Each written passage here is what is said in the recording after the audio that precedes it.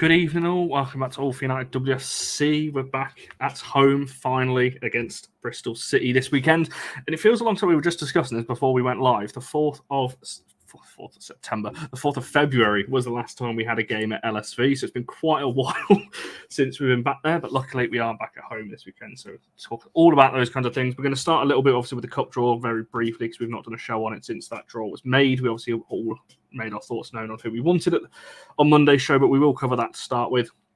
And obviously, as you can see, we've got Shahan with us to talk through all kinds of things Bristol City this evening, and what to expect from them, and all those kinds of things, how their season's gone, and everything else. So get your thoughts in, everyone in the chat. It's great to see all of you already. So I'll come through some of your comments in a second. I can see your question, Sporty, about Lucia Garcia. I'll come back to that in just a second as well, because I do have something on that. But Barry, I'll come to you first. And you said you weren't too fussed who we drew. Obviously, it's been confirmed. It's a home draw, though, so at least we're not going back to London. But home to Chelsea, is that probably about right? The consensus seems to be online that it's good that we've got them at home now rather than in the final. Is that kind of where you're thinking, or do you still stand by your point? You're not really fussed who we would have drawn? Which is quite annoying. It happens sometimes. You push Control and D, a little box sometimes comes up if you haven't clicked on the tab. You're like, and the panic that goes through your head is akin to when you drop a phone and you're just like, oh, is it cracked? But there we go. Anywho, no, I still don't care, really. You're in the last four of the FA Cup. You're going to have to face somebody good, whatever happens. And I think deep down, we all knew that we were probably going to have to beat Chelsea somewhere on the road to Wembley. As it is, it will be on the road to Wembley as opposed to at Wembley. It's going to be tough.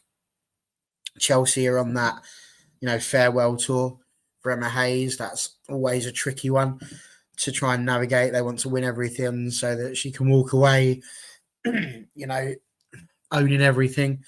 But I think from our point of view, no, I'm not fussed. We would have had to play them. I get what people are saying. Some people are like, well, if we're going to lose to them, it's better to lose to them at LSV than to go all the way to Wembley because it's the hope that kills you. And you all sit there thinking, yeah, we might do it. You never know. This could be the time. And then while the 90 minutes is out, you're always like, why did we come here? That was crap. Why did we bother? I get that. But equally, it's a final, isn't it? You get a chance to go to Wembley and to say you're a finalist is still something good. So, yeah, I'm not too fussed. It'll be interesting to see which one of the other teams gets there.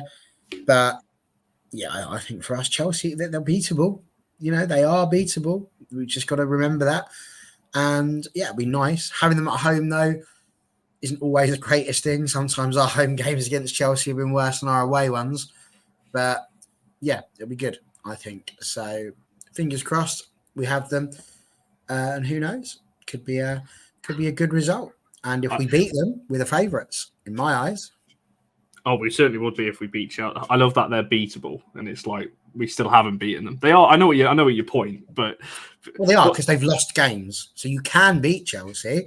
It's just going to come down to whether or not Mark Skinner does something different from the other 100 times he's played them, and actually tries to do some tic tacs.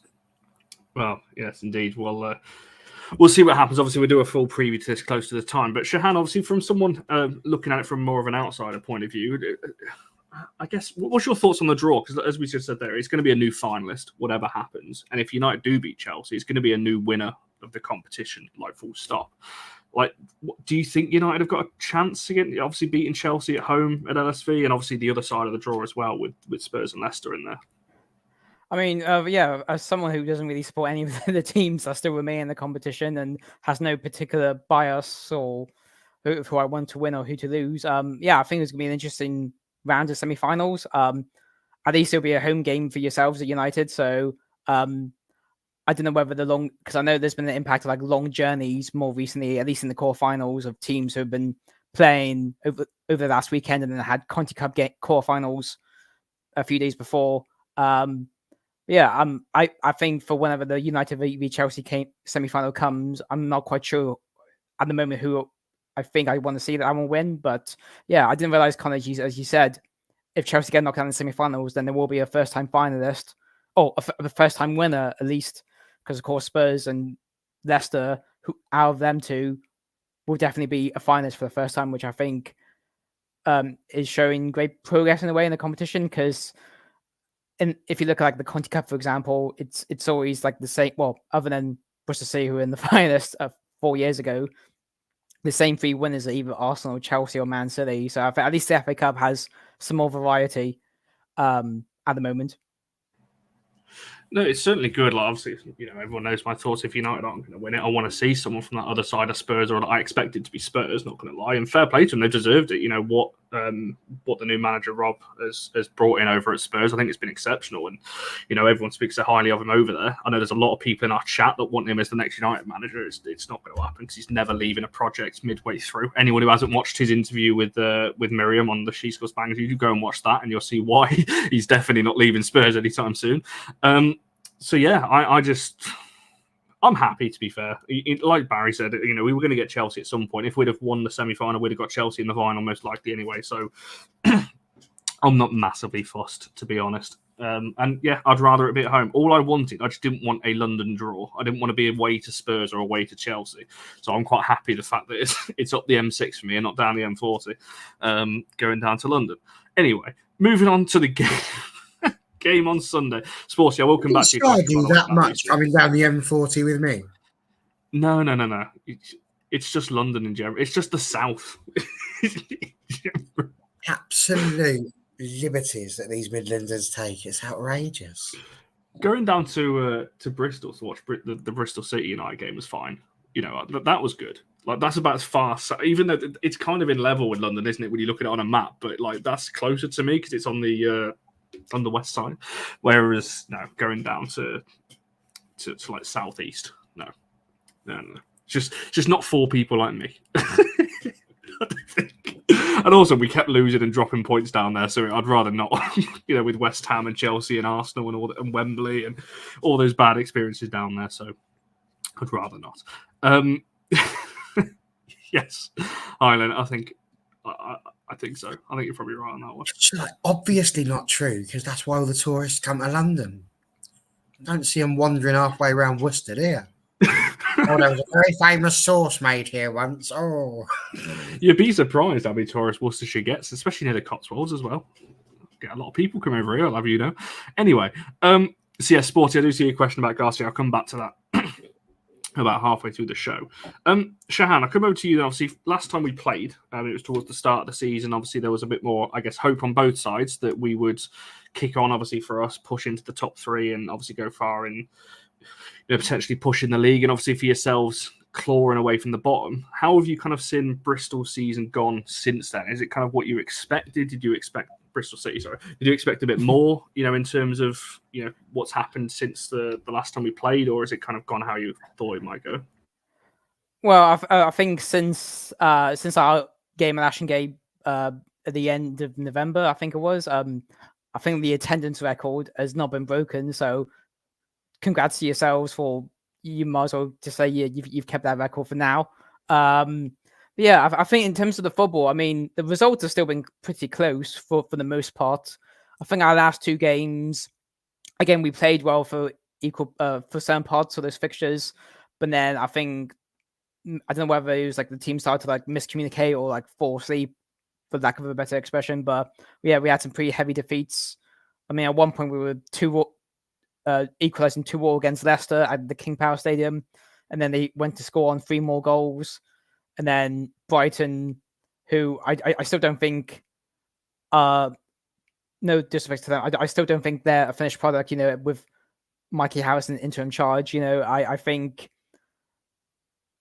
Brighton took, I think we see that Brighton take advantage and score the goals that they did to start with. And then we had a crazy second half where at one point it was like 4-3 to Brighton. Oh, Bristol City scored like few goals in the second half, and it could have been 4-4, but then yeah, Brian went to score 7 in the end, and I missed the last 2 because I literally had enough at that point, and it was like the 89th minute when Brian scored their 5th. I'm like, yeah, I can't bet anymore. I don't see any more goals coming, and I mean there were more goals, but it was from Brian. But yeah, even after that particular game, Lauren Smith, in post-match interviews, that she was very angry, and even myself and other supporters felt frustrated and angry. Obviously, throughout the season overall, I don't blame the players at all. I think the overall performances have been a lot better than the last time Bristol City won the WSL a few years ago. Like, we're not losing, like, well, maybe apart from like the Man City game early on in the season when we were 5-0 down at halftime. But I think that's a one-off. Most games we're not down to like 3 or 4-0 with like 20 minutes like we were in the previous WSL campaign. The results are a lot more closer. But after we lost the must-win game against West Ham at the end of January, Lauren Smith said something about like the next 10 games are like 10 cup finals. And since then, we drew away to Aston Villa. And you mentioned about 4th February being the last time United played at home. Well, the 3rd of February was the last time Bristol City actually got points in the league. Yeah, 2-2 draw Villa, and then losing 5-2 to Leicester away, and then losing their home to Brighton, and then. But I think one thing that's affected us more recently, again, you're talking about the FA Cup, is because Bristol City aren't in the FA Cup anymore. We got knocked out in a narrow defeat to Liverpool in January. We've had a lot of disruption to our fixtures. Not fixtures. Like there's been like a 2-week gap for most fixtures because when we played Villa in February, then there was a break for the FA Cup, so we had a week off, and then played away at Leicester, and then a week off for the internationals, and then played Brighton at home, and then a week off because of the FA Cup quarterfinals. So this is the first time in since January we're going to have at least 2 games back to back, as in United this Sunday and then a home to Spurs next weekend as part of Women's Football Weekend. I was going to say, I was just looking at your results there, and I think this is a shame because we'll come back to Bristol, obviously, in relegation in a short while. But when you're looking at, like you mentioned, obviously the Brighton game that was most recent, the 7-3, but the Brighton game before that, in January, the 3-2 away, losing narrowly to West Ham, the draw to Villa, it's so close. Like if Bristol City could have just turned 1 or 2 of them into a win, I don't think that gap. Well, that gap wouldn't be as big as it is, and it's frustrating because I wanted to see Bristol City stay up this season, and I would rather have sorry if there's any West Ham fans watching, I'd rather have West Ham have gone down, but I mean, than Bristol City. But they've dropped down to 11th after recent losses. So while Brighton have moved up, while there was a 5-point gap between us and Brighton in 11th, there's now a 6-point gap between us and West Ham in 11th, and I generally don't know where we're going to get the 6 points from. Realistically, I think if a team had chances to get points already, it would have happened by now. No, for sure. I mean, we'll come back to your fixing in just a second. So I want to ask you in terms of survival and all those kind of things. Barry, flipping it back around from a United point of view, obviously, I'm sure you're more confident after seeing what we saw last Saturday against Brighton, the 4-0, and not just the 4 goals. The performance overall was probably the best that we've had all season. So I'm sure for this one, you're feeling pretty confident that we can not only win, but again, potentially put a few goals past and try and just get the confidence back flowing, I guess, amongst the team. Obviously, it's going to be high after the win against Brighton, but just keep it like in the title, the winning momentum in terms of getting a few wins now. Obviously, that might be a bit tricky. We've got the City away game at the Etihad next Saturday, but getting a couple of wins, and because we've not had many at that this season where we've actually won 2, 3, 4 on the bounce. Yeah, it depends on how you use the word confidence. I'm not confident in the arrogant sort of way of, we're absolutely going to go and do this. Yes, I have more confidence due to the fact that we performed well at the weekend and it was a good all-round performance. I suppose if I get confidence from anywhere, Bristol City are on a run of 11 games without a win. They haven't actually won a game since November the 5th. That's fireworks night. That's just to remind you how long that is. This is 5 months, and they've played 11 games since that win against West Ham, by the way, which was pretty good. Now, yes, they've had some tight ones, but they conceded 30 goals in those 11 games and only scored 15. So when you look at it that way, they're averaging just over a goal a game, but they're also averaging potentially 3, just under 3 a game as well. It's not confidence.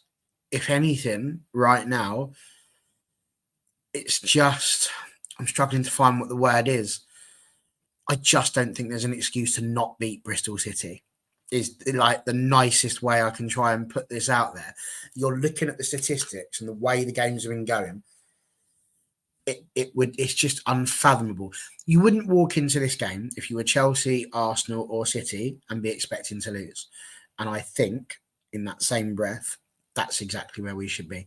So, it's not at all about confidence or even belief that we're going to do it. It's just everything points towards we should be out there and we should be winning. And I've got to be honest, I think on my prediction, I've done 5-0 because we should be. Like, if we genuinely are turning a corner after that match at the weekend against Brighton, it needs to be 5-0, 100%. It needs to be. We shouldn't be just squeezing past 1-0. It shouldn't be 2-1. And again, I'm not saying that, to upset poor Shahan. We don't do that. We don't bring opposition fans on here to make them go away crying like we did with Shahan, fortunately, by bringing him back for a review show as well. We should be. Like, that's the gen, and there's people in here going, "Oh, silly Barry," and there's all this stuff about jinxing. I'm telling you now, those people that are in the comments, if we do lose to Bristol City, we're the ones coming in here going, "We need to sack Mark Skinner because it's not good enough." So you've got to have it both ways. Either you expect us to be smashing a team, or you don't, and I think that's kind of where we are. Yeah, that's kind of it's a weird one for me because I've said this on here numerous times, and I probably shouldn't say this as the host, but I think as soon as we lost to Arsenal, my thoughts on WSL games kind of just went downhill because I thought we're just playing for points just to tick over, and to be fair, what we're fighting for now is to not have our worst ever record in the WSL in terms of points tally. We're trying to not be that team this season. But in terms of the game itself, for me, this is a huge opportunity for some players. Nikita Paris, obviously, she's on form at the moment to keep ticking some goals over, potentially there as well. But I remember saying this in the away game, and although it was 2-0 on the day, and I felt that Bristol City had quite a few chances in that game as well. And so I'm kind of thinking, well, yes, we should, and I'm fully expecting us to go there and on Sunday and win comfortably. But I said this about the away game, and we struggled a little bit in that one. So I guess that's a question for you, Shahan, in terms of, do you think Bristol will take anything from that game? Because 2-0, obviously, it's a pretty comfortable scoreline kind of in the end. But I met you after that game talking outside, and I remember saying to you, we were just awful. Felt like you played us off the park at times. So do you think there's anything to be taken from that, or do you think the team has changed a lot since that? So there's been a few significant injuries to the team. Rachel Furness has been out since the end of last year, end of 2023 with a hamstring injury.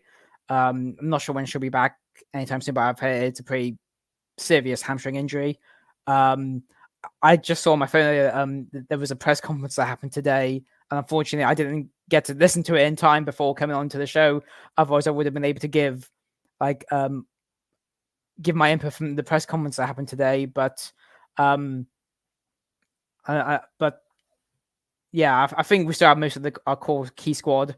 I know from a Bristol City point of view, we've had a bit of a mess with our goalkeeper situation, because I think in that game, when United came to Ashton Gate, I don't remember. I think it was Kayla Marquise who was in goal, but she's gone back. But she's done the ACL and she's gone back to Arsenal, her parent club. And since then, we've signed Shay Yanez, who was at London City Lionesses, and more recently San Diego. And then we've had Fran Bentley return from an injury, but she hasn't played a game since. She's still on the bench. And we've recalled Liv Clark, the Wales #1 goalkeeper from Watford. But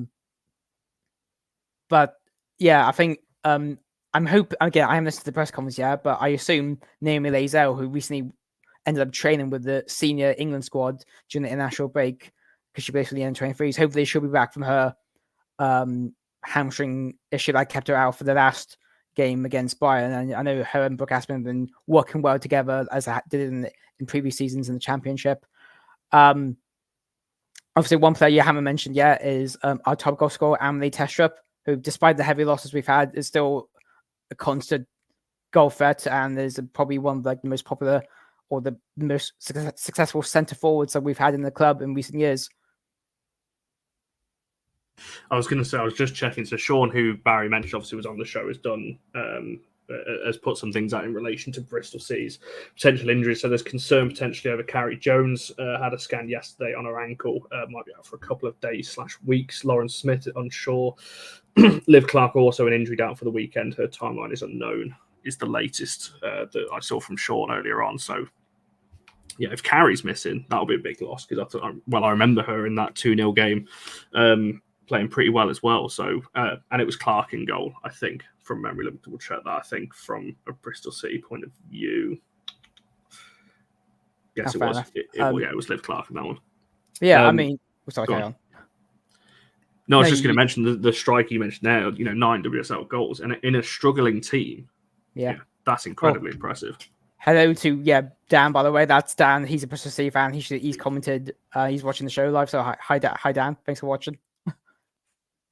Here we go. Get them all in tonight. So that's what I mean. I think the goals are there for Bristol City. I think Bristol City have scored more than Villa, level with Brighton, more than Everton, more than West Ham, 1 behind Spurs, 2 behind Liverpool, 1 behind Leicester. So goals are not a problem for Britain. It's conceding the other end that are the issue, because when you're looking at goals scored, you're literally only behind the top 4 really in terms of goals scored. When in terms of how many. Around the 20 mark, but it's that 45 conceded that is. If you want to stay in the WSL, you can't be leaking that many goals. I don't think. No, of course not. No. So I guess Barry, from a United point of view, obviously we saw at the Gold Cup. Who was playing over in Brazil? Well, not in Brazil, Who? in Brazil. What you want about? Who did you say? Jace. Thank you. Checking. I can't remember what I was going to fucking ask now. You throw me off. I can't remember what I was going to ask you. It's got one. You have a think about that whilst I just point out these people who are talking about Nikita Paris are blowing my mind. They've really made me giggle over the last bit. So somebody put a double hat trick for Nikita Paris. And then somebody put up she doesn't score hat tricks. It'll be 3 braces if she scores 6. And then we got somebody else going, oh, well, what was that hat trick she scored against Everton? Was that a brace and the odd goal? I'm like, yeah. So I'm loving this. That's really, really making me chuckle. Hopefully that's bought you enough time, Connor, to remember what you were going to ask me. Yes, it was. It was the Paris thing that you just mentioned there. In terms of, does she come straight back into this? Obviously, we don't know whether she is going to be back in the squad or not. If she is, would you be putting her back into the team, or do you think again it's a case of she's got to earn her way back into that 11? Because obviously against Brighton, it was Mallard, Paris, and Garcia, which we saw work quite well. Do you think it's a case of just putting her on the bench? Maybe obviously with the travel time as well. It's going to be. I don't know whether she's back or not. I've got to be honest. And we've not had the press conference yet to know. 100% she goes on the bench. Like you just said, she's had a really tough time going off and enjoying her time in the Gold Cup. You've got the travel time to take into account there, the fact that she's been training. You're going to want to. The bench is the best place for her to be because she can still come on and have an impact. And this is the thing.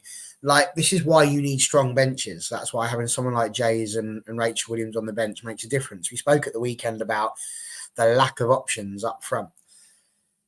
When you turn around, and in the nicest way, if you are in the WSL and you turn around and you see Alyssa Ahern about to come on, you're not sitting there going, ooh, this. You've never heard of them before. It's a new person, so you'd be wary, but it doesn't fill you full of fear. When you look over after 60, 65 minutes and you see Jays and Rachel Williams coming on, I mean, that's enough for you to soil your pants, I think. Especially if you've already lost a couple of goals, that's game over. Really? So I wouldn't change the team, Connor. I would start the exact same 11 that started the game against Brighton. They've earned it. They went out there, they did a really good job. Let that same team start. So I'd be expecting to see the same back 4, providing they're all right. Obviously, Mary Earps in goal because we can't get rid of her. And then Zellum, Nielsen, and Tooney, I would expect to see. And exactly the same front 3. So whatever happens with the rest of them, have them on the bench, ready for the impact, because that's how good managers work. We've just won 4-0, put the team out there, give them a chance to do it again. And if they're not performing, you bring somebody else on, they get the chance to win the shirt. That is how the game should work. Yeah, I would have her from the bench, to be honest. I agree with you, because I don't think you change that front three. It worked. I would expect to see her play if she is back. Like, so obviously, we're doing this the day before the press conference, which might be changed up, by the way. I'd keep an eye on the presser tomorrow on that one. And I'm not saying anymore. And Simon, yes, welcome. There we go. That's the guy from Brighton that we did shout out. So yes, great to see you in the live chat on this one. So yes, welcome to the show, to the live show that we do on these. I've completely lost my train of thought tonight. What was I saying? Who was I talking about then? The front three. Yes, I just don't think it's a top. I think when you've had the performance that Mallard has had, and you've got the form that Paris is never coming out of that front three, in the form that she's in, and obviously Garcia off the right, I don't think you change that about. So yeah, and Erling's just put in there that if Paris gets a hat trick, she's the highest goal scorer in any one season for Man United. So if it's only 3 more goals that she needs, that's amazing when you think about it. That's genuinely quite impressive. I was going to say that'd be quite a feat to reach that kind of the numbers she's on. If she doesn't score another goal for the rest of the season, I think I'll be happy with the numbers that she's produced this season, because that's pretty exceptional. There was a comment a bit further on. I just wanted I did just briefly answer yes. Is the short answer on that one. Whatever, I'm not going to say anymore. So, yeah, and I think that was the comment you were just on about in terms of the 3 goals off. Obviously breaking the record as well. She'll break for sure. Only been lucky. Yeah, I think she will as well. So I'm surprised she didn't get the England call up recently. How she didn't. Well, I guess you're the non-United fan. You said it. I'm glad to know that we're not being biased. Just thinking she should be in there, because, yeah, I'm amazed that she wasn't, to be honest. I mean, I'm kind of glad, because it means that she gets a bit of a rest. And with England planning this extra long camp at the end of the bloody season as well, which is ridiculous, by the way. Did Rachel Daly get called up? Yeah, she did, yeah. Yeah. See, that's the swap I'd make, because Rachel Daly just hasn't been scoring this season. So it's only because they know they can lob her in at left back if they feel like it, which is very Skinner. That's literally the reason. That's literally the reason she's been chosen, because she's versatile and can play in the 2 positions. But there we are. It's just a shame Gemma Evans isn't English. She could play anywhere as well. Anywhere except centre back, of course. Why would you want to play her there? I mean, that's one player I'm looking forward to seeing on Sunday. Gemma Evans, alongside a few other former Bristol City players, Haley Ladd and Mary Earps, of course, who was at Bristol Academy as it was at the time. So I thought there were more former Bristol-based players at Man United, but no, I've just got in my head. So it was Gemma Evans, Haley Ladd, and Mary Earps. So I don't know why I thought there were more. Well, there probably is. If you're anywhere near the dugouts, you're going to have the time of your life, because they'll run past multiple times. Yes, I think. Well, at least 2 of them are going to be on the bench. That's what I think. On that one, Millie Turner. Was she? Yeah, of course. Yeah, she was former Bristol City captain. Yeah, how could I forget Millie Turner? Cheers, James. There we go. Where's the comment a bit? And yeah, so obviously what Erling's saying there now, Barry, this obviously comes back to the momentum thing. Obviously, we spoke on the phone yesterday, I think it was, or the day before, and we were obviously planning this show, and we were talking about, obviously how winning momentum is crucial going into the game against Chelsea. And then I reminded you, we've got an international break right before the semi-final anyway. So a winning momentum doesn't really carry through in the same way as it was if you're playing back-to-back, week after week. So, yeah, I do agree with Erling in terms of, if she doesn't go away, obviously, with the internationals, that's good, because it means she'll be fresh for Chelsea. But I mean, unlike you, I won't, drop the words that I actually said out loud when you reminded me of that, because there's still kids up. But yeah, it was annoying. Like, I don't like international breaks at the best of times, but even more so when they really wind me up like this. But I still think the momentum is important. And the reason why I believe that is because you need to be, if you've won the matches going into the international break, yes, you do go away for a couple of weeks, but you come back and it's not too hard to tap into a positive memory of, what we were doing really well there. Presumably most of our players are going to go away and have a good international break. And then when they come back, you're in that situation of wanting them to carry that on. So I think it's easier to tap into the positive emotion than it is the negative. Obviously, it works both ways. They've had time to rest, so therefore, the momentum isn't as big as it could be. And of course, the opposite could be true, that if they've lost and they haven't had that momentum, it's a chance to start with a fresh slate. So it all depends on the psychology of the people around them and how they're going to choose to try and motivate the players, really, more than anything else. But this really should be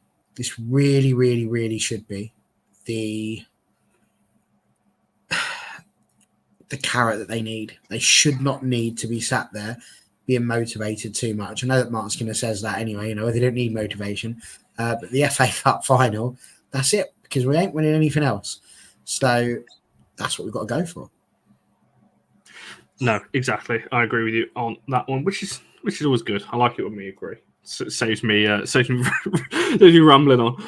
Shahan, I'll come back to you then. Obviously, you mentioned a couple of players for United maybe to watch out for. Is there anyone else that you feel like, obviously from a Bristol City point of view, that may cause United some problems? Obviously, there's some well-known internationals in there as well. But is there anyone potentially that United should be looking at?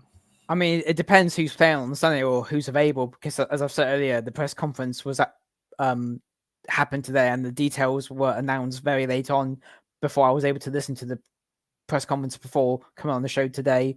I think some players have recently impressed. Amy Rogers, who we signed from London City Lionesses over the summer and is a Scotland international. She's been very key in the midfield, probably filling a huge hole left by Amy Palmer, of course, former United player, when she left to join Leicester over the summer.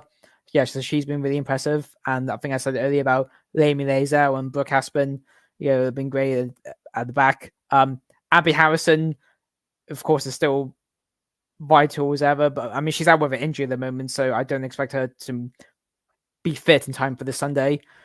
Fionn Morgan is another key player, runs down the wing, is still very fast and hasn't scored as many goals as I would have thought this season.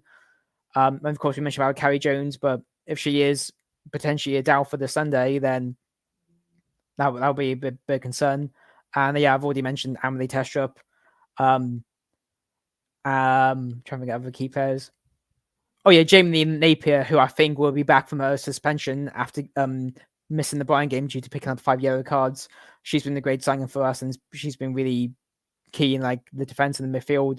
I think Lauren Smith has moved her around to fill in some gaps in the matchday squad, so it'll be great to see her back playing. Yep, of course, great player, Dan. And yeah, Dan mentioned the comment earlier about, Megan Connolly. Of course, how can I forget Megan Connolly? Scored the first Bristol City goal against Brighton of all teams recently. And yeah, Dan left another comment about travelling up with support on Sunday, because for myself and many others, this will be our first time visiting the Esports Village. I wasn't able to go to the game in 2020. The last time fans were at a Man United v Bristol City game. Of course, Ebony Salmon scored the 1-0 winner, but again, that was 4 years ago, and times have changed since then. I was going to say, do you know how many fans you're bringing up, just out of interest? Is there many of you making the trip? So I know for a fact, the Supporters Club and Trust, which I'm a member of. So we've done an arrangement with the football club to have coach travel for all the WSL away games for the second half of the season. So our coach has not yet sold out, but I think that's because of the early departure time and the early kickoff. So I think leaving at 6:30 a.m. on the Sunday morning, it's not really popular for some. So I think some other people I know of are making their own way. We did get an away allocation sent to Bristol City, or ticket to digital. Actually, that's the thing I was going to mention, ask you guys. So when I got my digital ticket a few days ago, there was no seat number on there. And I found out since that apparently Lee Sports Village is all unreserved seating. So does that even include for season ticket holders as well? Yes, well, until next season, it's going reserved seating in the seated stands from next season. But yeah, for this current season, it's just been unreserved. In the fair enough. Yeah, because stands. Yeah, so myself and other sports, we're gonna have to try organize, our own away section, if you will, somewhere within the East Stand blocks A to G or whatever it said on my ticket. Oh, you're over Yeah, in East End. I'm looking forward to the trip. And I saw your tweet the other day, Connor, about you finally done all the WSL away grounds. And for me, I'm looking forward to doing all the WSL away grounds. Like, if we go down this season, which is probably likely going to happen now, I'm glad I've been to every single WSL away ground, because that's something I've wanted to do. Obviously, it'd be great. It'd be a great bonus, if we win. And to be honest, we've had better performances or more points on the road than at home, where we haven't won at home since we beat Charlton in April 2023 to secure promotion to the WSL. Oh, jeez. I didn't realize it was that long. We didn't even win any of our Conti Cup games. Oh, damn. I knew your record was obviously was poorer this season, but I didn't realize it. Yeah, because I'm just looking now. It's London City game. Jeez. Yes, like you said, Charlton. Oh, my life. Well, okay. So, on that one, very quickly on your answer, is it easy to get not before? I wouldn't. There's next to no. Well, I don't know what Bristol City will do, but I players most of the time just walk straight in. I wouldn't advise trying it before. Afterwards, I think, especially in East Stand, if obviously for your players that will go over, because I don't think there's many United in East Stand for this weekend. So yeah, right. I have noticed. Yeah, I mean, to be fair, Dan's a bit of an autograph hunter, so I'm not surprised I'm asking that question. But yeah, I know United men are playing on Sunday as well in the FA Cup against Liverpool. Yes. So I don't know if that game on being on the same day is going to affect the attendances at LSV. It's not going to be very high. I was expecting us to get moved out of the standing terrace, to be fair, because I thought the attendance was going to be pretty low, but it should be okay. I have seen tickets for the North End or the North Stand terrace where all the Man U flags usually are, and I did query with the MUWSC whether any Bristol City flags could appear or be put up there, but I was told because that stand is on sale, there potentially will be fans standing in that stand, so it'll probably be no point. Yeah, that's what I'm expecting to be there on Sunday, because that's where my season ticket is. So hopefully I can stay there, because I hate it when we keep getting moved. Excuse me, my doorbell's just rung, so I'll be off camera for about a minute. I'll be right back, guys. Sorry. No worries. Come to Barry then. You got anything to add, Barry? Well, I was going to say, I know how he feels about the tickets. I can remember when I first bought a ticket for LSV, and it was one of those, you could see the row, and then the seat was something like 600 and something. And I just remember panicking, because I thought to myself, how long is this stadium? How can there be 600 seats going from one end of the pitch to the other? And yeah, so I did the same thing. I got in touch with the supporters club just to double check. And then we found out, obviously, it was unreserved. Those were the good old days. It'll all change now, I'm sure. And I was also going to add about the momentum. I forgot to mention, obviously, one of those games is against City. And if we can be in a situation of winning those 3 games, and one of those games is, of course, as we say, Man City, that really is something that could boost us up going into that game against Chelsea. So I think it's important, really. Is there a club shop at the ground? There is something there, isn't there, where you can buy a few bits and bobs, I thought. There's a few flag sellers these days, and the Barmy article for any United fans, if Andy Slater, if you're watching, go and check him out. He'll be stood around kind of outside Morrison somewhere where the flag sellers and things are. Go and buy that article off him if you haven't already. You can buy it online as well if you want, and he'll send it out to you. But yes, so this made me laugh, right? So we're going massively off piece while Shahan's going to the door there, but don't understand how to buy tickets. It's funny. It's relatively easy. Just go to United website and buy tickets. I can't do that at the moment. So if anyone from United is watching, can you unban my IP address, please? Because I am not a bot. You can see me. I'm living, and so I can actually buy tickets for games. Because at the moment I can't, because they've banned my IP. So I have to use a VPN and all kinds of things to try and get around to actually buy. It'll be the hair, mate. They think you're from the Lego games. Yes, JJ, I literally have to. Yeah, that's what I have to do. Or go use my phone on 4G, which is fine, but I'd rather use my laptop, Yeah, it's horrible, isn't it? Because I've emailed so many people at the trying to get myself unbanned, but I can't. But there we are. I don't know what else I was going to. I've got so many questions. It really does take some. How do you get back? Are you sure you haven't done some unsavoury behaviour somewhere? Have you been, mouthing off at the stewards or something? Sure, nothing like that happened. I'm trying to think when I got banned. It was after the Newcastle game. I don't remember anything happening at that game. that warranted me getting back. Yeah. Oh God. I am. See, I only have to come back to it. Honestly, he's a hooligan at these things. Indeed. And yes, Dave, I also had that issue. So that was my first idea. I thought, yep, use a VPN, get around it, and then found out I'm still blocked on that as well. So yeah, they just don't want me buying tickets. Yeah, which was whatever, fine. But there we are. I managed to get my season ticket for next season, so it's fine. I had a question for Shahan, which I'm sure is similar to the one that you had, which was about the relegation battle as it stands for Bristol. But my question might be slightly different. It's not just like, do you think you can stay up? My question is more about, is there hope still amongst Bristol City fans? And when I say hope, I don't mean the arbitrary hope, like we hope we can finish third. But deep down, if you polled everybody in the chat right now, I'm pretty sure all of us would go, well, yeah, we'd love to, but let's be honest, it's not going to happen, is it? We're not gonna finish in the top three. Have you is it more of a resigned situation for Bristol now? Do you feel like, because you said it yourself, it doesn't look like it's going to happen? Are you resigned to thinking that that's it and you're going back down, or is there still genuine hope that somehow you're going to find a result from somewhere that's going to kick you on for the last few matches? I mean, mathematically, I think it's still possible. I mean, the relegation hasn't been confirmed yet, and to be honest, I wouldn't want relegation to be confirmed on the last day, like it happened for us back in 2021, when the fans still had hope. And to be honest, I'd rather it be confirmed over as soon as possible, rather than having to drag on and so on. Although the excitement will be there, of course, if it still goes on, but. I mean, to be honest, I mean, when we got promoted back to the WSL, I think fans realistically knew that it was going to be different than being in the championship. So that's a big shift in culture from like winning pretty much week in, week out in the championship to, facing the best teams in the world and a few others in the WSL as well. Obviously, feel free to work out which teams are which. But yeah.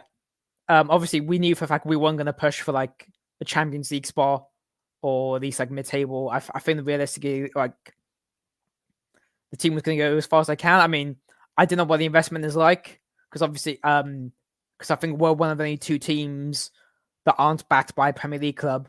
I mean, Leicester City, their men's team are now in the Championship, but of course they still have the parachute payment money from the Premier League, and I don't know whether any of that goes towards the women's teams as well.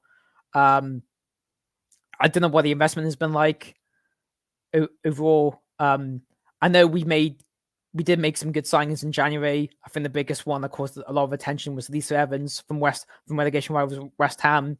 But when you look at teams like, again, West Ham, for example, no disrespect to the signings Bristol City made in the January window, but look at like West Ham, for example, they signed Katrina Gorey, World Cup semi-finalist with Australia, Christy Miras, World Cup winner with the USA. Proper big names with big experience worldwide, and compared to and those types of signings, Bristol City signings just one qualm part, and I think the signings that Bristol City should have been something like the likes of what West Ham have made in the giant transfer window.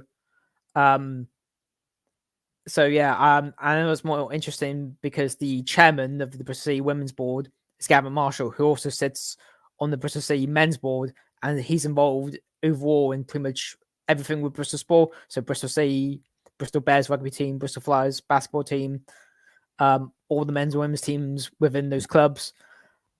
But yeah, I mean, as far as I can recall, I don't think I've ever seen a team promoted to the WSL and then relegated the following season.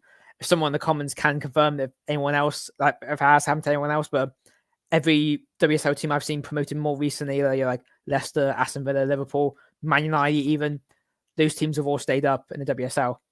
While I was gone, I've just seen a comment from TJ Trek saying, "Lol, Shahan, Candygram, a 740 p.m." I don't get that comment. I don't know if that's like a joke which I missed, but TJ's American. I don't know what a Candygram is. Maybe it's like one of those, you get people that turn up and sing you a song whilst giving you sweets, maybe is what I'm thinking of that is. So maybe there's somebody there with, I don't know, candy canes just going, Shahan, Shahan, you are the man. if anyone can win it, then Bristol City can, or something like that. Maybe not with the arms, because it goes a bit weird. But I was going to point again from that as well, because TJ's also mentioned this. 12 more points should surely get Bristol City out of relegation, which in an ideal world sounds amazing.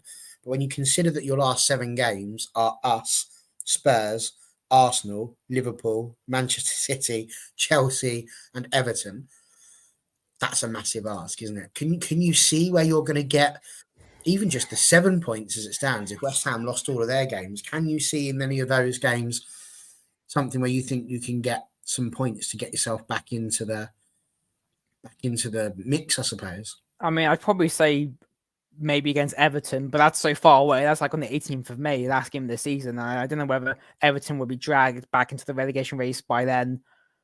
I think Liverpool, obviously we drew 1-1 against them back in December in Prenton Park, and then they beat us 1-0 in January in the FA Cup.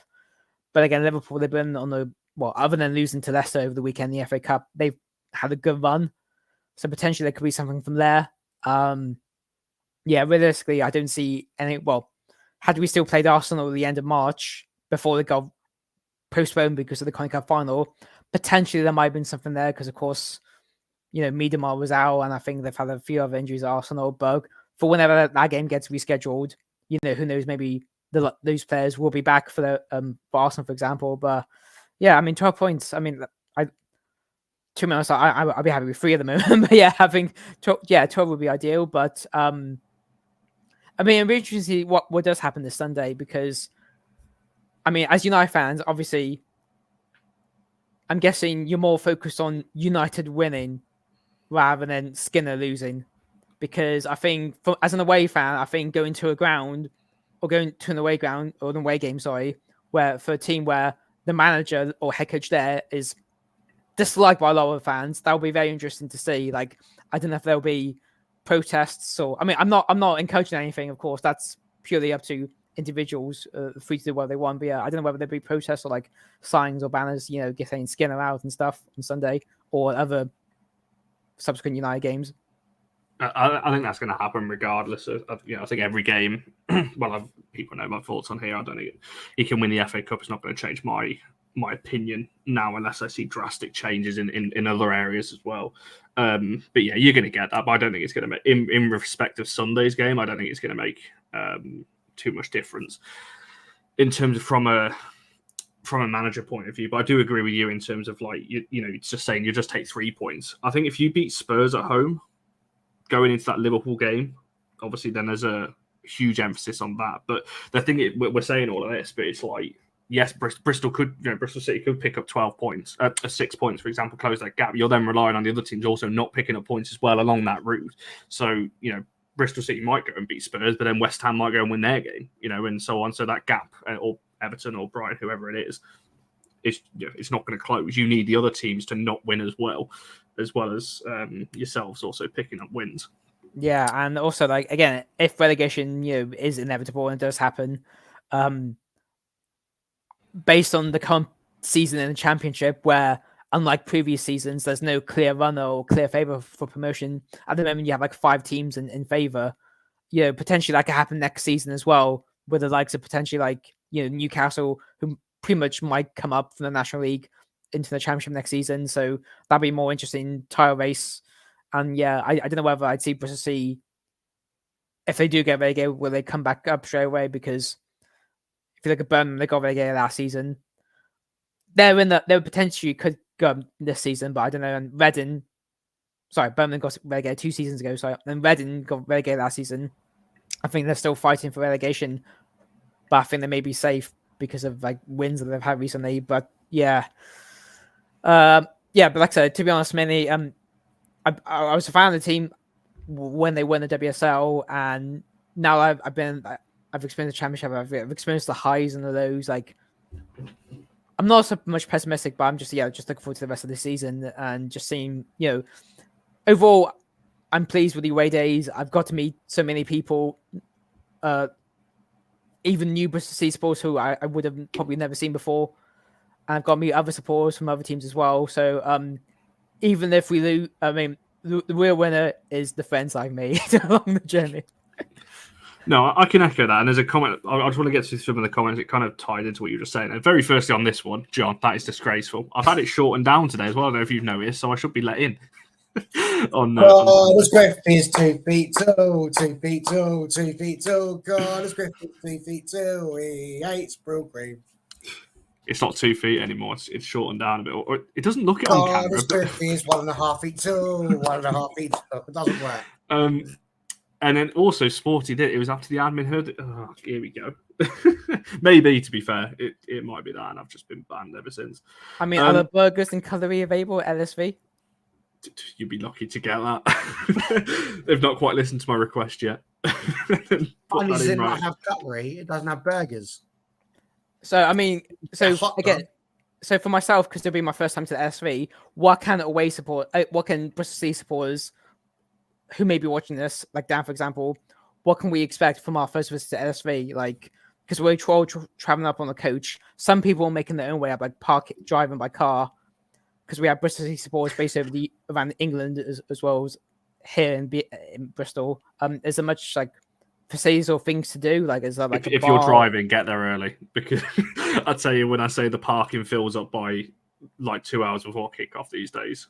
Oh wow! Obviously, it depends on attendance and things like that, but definitely get there early. There's the Wren, the pub on the corner, which is quite nice to go to pre-game, post-game. In terms of the food there, I've had it once and it made me really ill, so I've never had it since, so I couldn't really comment on what the food is fully like in the ground. But like I said, there's a nice pub on the corner, and there's a Morrison's as well for anything that you need. I mean, yeah, so our coach is going to leave Ashton Gates at 6:30 in the morning, so we're probably obviously going to stop off in the services on the way, probably in the Midlands somewhere. But yeah, we probably should get to LSV by, I don't know what time, but like 10ish or something. But Morrison's is good for breakfast, to be fair. I've enjoyed. I did go in there for breakfast once. That was a nice time. So yeah, definitely give a bit of that. See that exactly this. Get your span at Morrison's. It's cheaper, but you need loads of pockets to smuggle it in. So yeah, I think one thing I'm just going to ask again from someone from the West Country is, again from an away fan point of view, is how come games at LSV when they're not on TV kick off so early in midday? I don't think that's down to LSV and United, to be fair. I think that's just... Yeah, I don't know is the answer. Yeah, because I've been to a fair few Northern away games already, and none of them were on TV, but I think Man City kicked off at 1 o'clock. Everton kicked off at 1 o'clock. Villa kicked off at midday or 12:30, but that's a lot closer to Bristol than those other clubs. And yeah, is it on the FA player? Yes, it is. So that might be part of it. Maybe they're thinking of doing that on the FA player, staggering it out a little bit so that people have got the chance to watch things if they want to. Don't know. Who knows? Yeah. I'd like to think it's that, but it's probably not. It's far too sensible.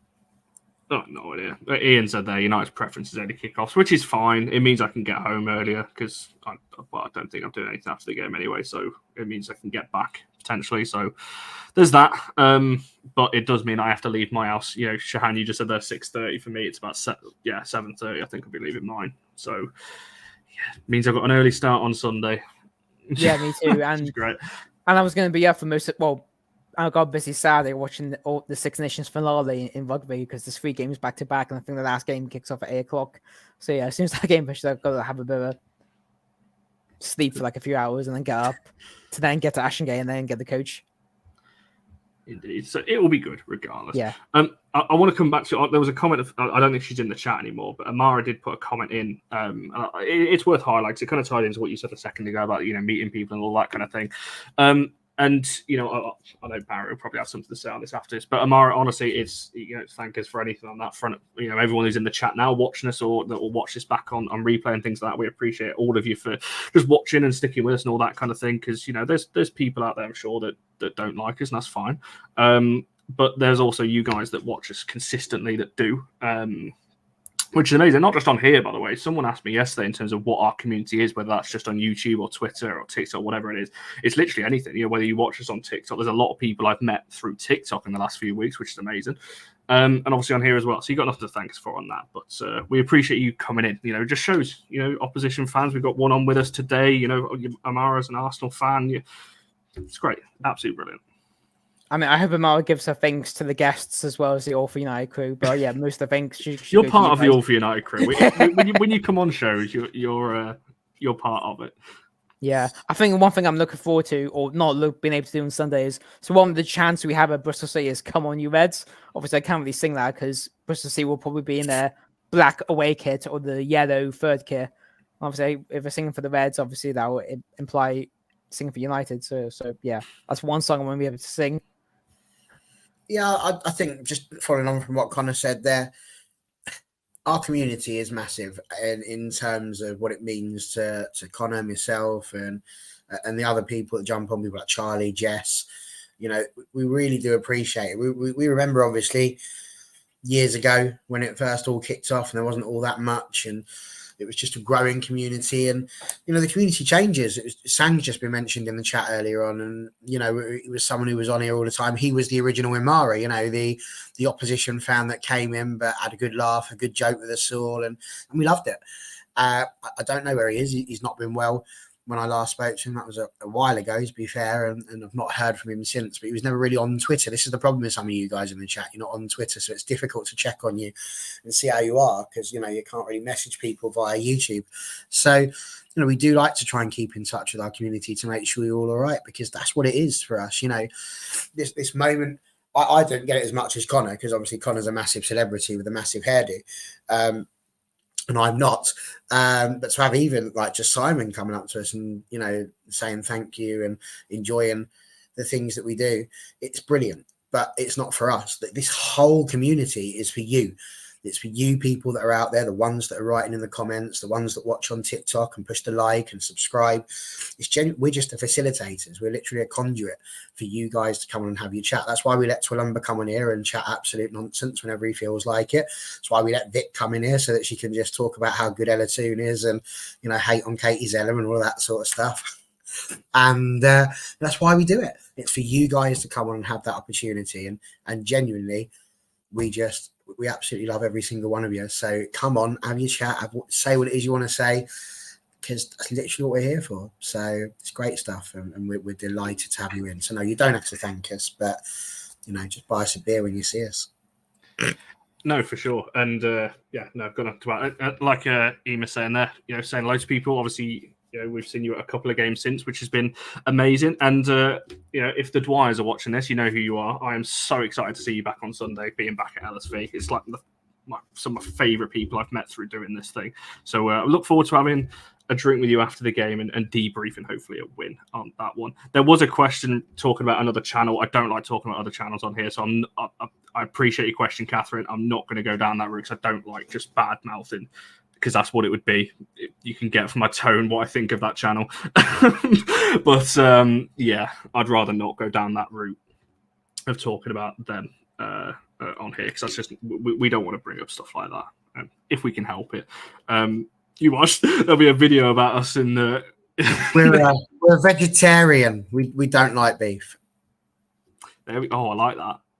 That was good. Glad you like it. That was good. Well, what's this? Why is Vic calling the tanks? Bit worried about you, Vic. I hope everything's all right. I mean, do you think she meant to say thanks? She definitely went to say thanks, Shahan. Yeah, 100% she did. 100%, yes. But it's not as much fun. Right, before we wrap this one off, I've got a final question for Shahan in just a second. Very, very right at the start, obviously this was asked, so it's worth touching on as well. So if people didn't see it, and then this report, it's not a rumor, this report is true.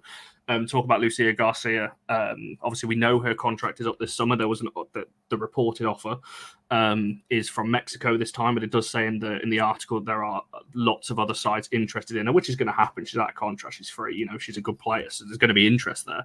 But what was key, I think, in this article Barry's talking about, obviously there's an offer on the table from United, but this offer from Mexico is better, or she's considering it more because the financials are there. I think I hope I'm not misquoting the article there, but I think from memory that's what it said. But is that kind of what's your thoughts on this one? Because we're not hearing much in terms of any more renewals. We've only got 3 months left until they're officially out. Is Lucia one that you'd be looking at and worried if we let another player like that go for free? Or what's your kind of thoughts on that one? What a way to end a show this is. You've had all that levity, and now here we are going back in the gravity of a situation. Right. Do I want to keep Lucia Garcia? Of course I do.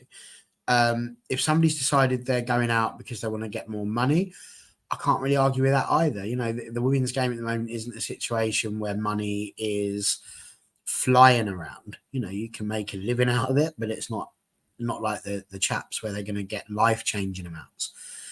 If this is a situation where they can go off and earn a lot of money, you can't really can't blame her for wanting to consider that and do that.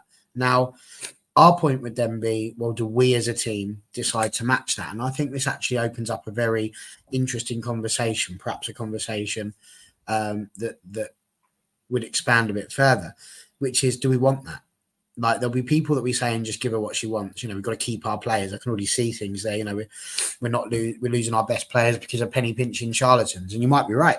You know, that they're not great at throwing out money. But do we want that? Do we want to do that? Do we want to go down that road whereby we start offering big money just because that's what they're asking for, or giving them exactly what they want? Because if the wage structure at the moment is, I don't know, 20 grand a year, I mean, it won't be, but if that's what the wage budget is, every player's on an average of 20 grand a year, and she's asking for 40, do we want to double our wage budget for one? Because if she gets 40, what happens to the rest of the group? They all of a sudden go, well, if she's on 40, you know, Mary Earps is going to be sitting there going, well, hang on a minute, why am I still stuck on 20? I'm the best goalkeeper in the world. Who's she? I should be getting 50 grand. So then she gets her 50 grand, and then her tune goes and scores the winner in the Euros. Well, hang on a minute, I should be on 60. And before you know it, it goes up, and they'll continually have that. Now, you're always going to have that. But the one thing I liked about Arsenal men was that they just went, no, this is our wage structure. Nobody gets higher than that, and that's the end of it. So I'm not going to sit here and say that I blame her if she wants to go, because ultimately she'd be going off to safeguard her and her family's future by, you know, providing and doing what she can do. So in that respect, I'm not gutted by that, but equally I am worried that we are in a situation where we're not going to keep hold of players again. And the bit for me is, like you just said, there's 3 months to go, and we've got a huge list of players, and currently we're not signing anybody. Like, we've extended a couple of contracts, but we need to get to a position of getting these contracts done sooner. I'm hoping that the people we're going to put in backstage are going to help to do that, because if we don't, it's going to be really tricky. And, you know, I'm assuming, yeah, there's a lot of money in Mexico. I don't know. There could be a lot of other stuff in Mario. There really could. But I'm just coming at it from the money point of view, because that's the technical side of it. Whether or not she loves being here is another thing. You know, Honor was her Spanish mate there who was there. She's gone now. We don't know what Irene's going to do, but if I was Irene, I'd be sitting here thinking, do I really want to be here next season? I've not played a huge amount of games. If we're in a situation where she might want to go, maybe Lucia's thinking, well, is it time to dip now? You know, because they're the people that I'm with. There's loads of different possibilities, but I wanted to come at it from the money point of view, because I think it's an important one squad-wise with all of the contracts that are running out at the moment. So, you know, it's going to be interesting, I think. If I'm honest with you, it's going to be very, very interesting to see what happens. But yes, of course I want to keep her. I think she's brilliant. She works her socks off every single time. So yeah, a lot of love for Lucia. But the truth is, we're not going to know, are we, until it happens.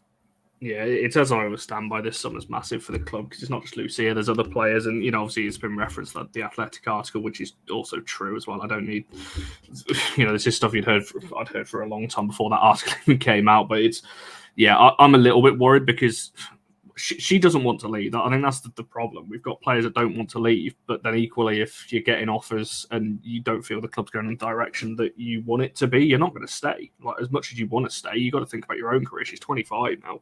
You know, she's not going to want to stick around on a longer term deal if she doesn't feel that direction's there. So it's going to be one to keep an eye on, that's for sure. But I really don't know. I'm not gonna. I don't think I even can comment on other contracts, but I'm getting worried now that when the ones that we've extended are ones I thought were pretty much shoo-ins anyway.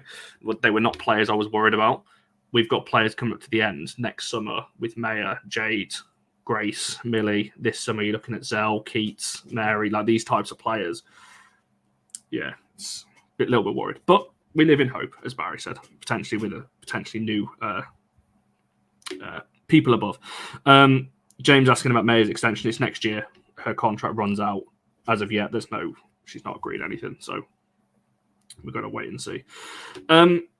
Shahan, right, I'll let you have the final say before we wrap this up with score predictions. And is there anything you want to, I guess, finish off from a Bristol City point of view? Obviously, about the game, about anything else that you're feeling towards it, and just shout out obviously your own stuff as well, because I know you've got your own platforms as well. I think you just launched actually when we had you last on. Yes, that's correct. Yeah, so I used to do the social media for Bristol City Vixen Cast, but yeah, I mean, I now do my own thing called the other BCWFC, so Bristol City Women Fan Content, and people can find out on Twitter and Instagram at the other BCWFC.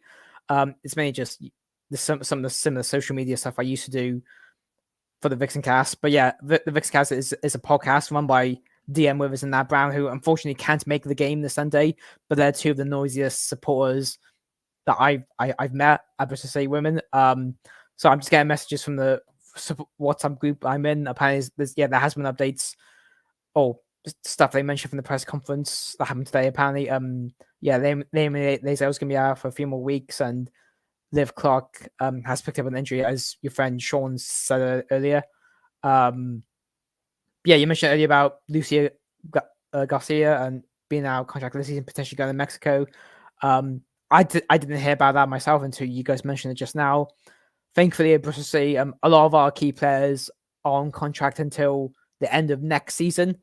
But if we get relegated, I don't know how many of those players are going to stay. Like, I personally think Emily Testrup is too good for the WSL, for the championship. Sorry. So I did, but and I don't know whether the club will do business and sell those players if the right offer comes. So I'm looking forward to the LSV. Hopefully seeing you guys, and I assume both of you going to the game. Not you, Barry. No worries. I'm pretty sure. I will be. There's a lot of United fans who I know, or I've met in person or met online. I'll probably see as many as I can, but of course, because there's no reserved seats, and me and my friends are going to have to arrange our own away section somewhere in the East Stand, so I'll probably be doing that first. But yeah, I'm looking forward to the experience at LS3. As for the result, the game, I'll just see what happens, really. It'd be nice to get a win, but realistically, I doubt it. I mean, I'd be even happy with a draw at this point. I was going to say, you're going to whack a score prediction on it for us, or what? I think realistically, if I'm going to be positive, I'd probably say 2-1 to United. Do you feel? Don't know if me being positive, but Barry, what you said 5-0 earlier? I'm assuming you're sticking by that. 5. Count them. 5. Yeah, I back us. Do I back us to keep a clean sheet? Yeah, after the Brighton game, because obviously we kept Turlin quiet, so I think we can do the same in this one. I don't think it's going to be. I'm going to go 3, just a 3-0, and just get the job done. I think in this one, I just don't think. Although I think the momentum's key in keeping those wins going, I don't think the players. Not that they're not going to try, but I don't think we're going to see the same energy levels, because there's not that same. When we're playing Brighton quarterfinals, we've got going to the semi-finals. It is a huge chance, so you're going to give that extra bit. I don't feel like there's that need to give that extra bit, if you know what I mean, on Sunday. So I think we'll have enough. We'll get a comfortable 3-0 win, but I don't think we're going to absolutely blitz them, because there's just no. Well, it doesn't really do anything for us apart from solidify 4th. I haven't seen the table. I don't have the table in front of me right now, but is Champions League qualification still possible, or was I realistically out of the picture now? Mathematically, it's possible, but we're 9 points behind, and we've still got to go to the Etihad and play Chelsea in the league. So. Mm-hmm.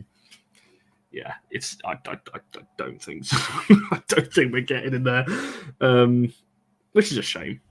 what's going to be more annoying is I can see us closing the gap down to like 3 or 4 points, and we're going to miss out by like that much. Obviously, Arsenal Chelsea tomorrow night, so that's a huge game at the top of the table. And obviously, when we have a say in it at the Etihad, and then playing Chelsea at Old Trafford the last game of the season. So I was going to say, because the game on TV tomorrow night, I don't know if it's like a minimum quota or minimum times teams have to be on TV, like there is in the men's game in the Premier League and the Championship. But I think Bristol City have only had 2 games selected for live coverage this season, which is the home game against yourselves. I think that was on BBC iPlayer rather than BBC One and BBC Two, and then the home game against Arsenal back in October. And we were going to have the away game against Arsenal live on Sky, but now that's been postponed because of the Arsenal reaching the Carling Cup final on that day. I don't know if the rescheduled game will still be on TV or not, but yeah, we've only had 2 games on TV, if you will, this season, which is quite surprising compared to other WSL teams. Yeah, I'm hoping that's something that changes going into next season, because there's a few teams that have missed out big time when it comes to TV coverage and things like that. Yeah, if you see me about, by all means, I'm usually hanging around somewhere outside the Wren or in the, I'm going to call it the forecourt, in between the 2 car parks. You'll see me floating around, I'm sure. I mean, people can spot you by your hair, apparently. Yes, you'll see my hair before me, I'm sure. But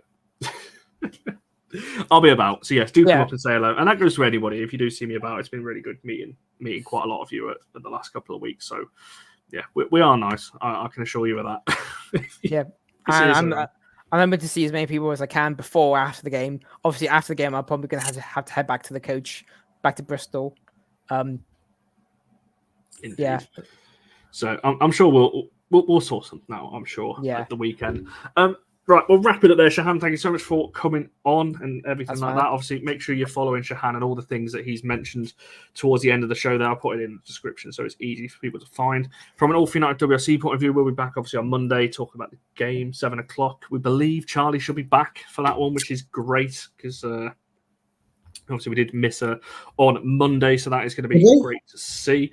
And yeah, other than that, we'll have some other kinds of shows coming up as well as we come towards the end of the season. And lots of obviously contract talks and things going on behind the scenes. I would keep an eye on the press conference tomorrow, as I said a bit earlier on.